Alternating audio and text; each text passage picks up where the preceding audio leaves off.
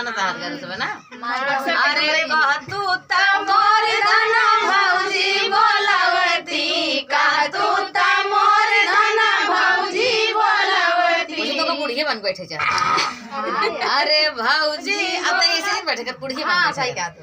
भौजी बोलावती हो भौजी बोलावती, अरे नहीं पिया नहीं नहीं पिया, ओ तो दूध में पानी मिला है पिया, अरे नहीं पिया नहीं नहीं पिया, ओ तो दूध में पानी मिला है पिया।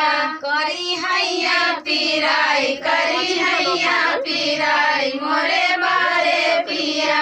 अरे कह तू ता मोर धना बहिनी बोलवती, कह तू ता मोर धना बहिनी बोलवती, बहिनी बोलवती हो बहिनी बोलवती। बहन साल हो गई ना। अरे नहीं पिया नहीं नहीं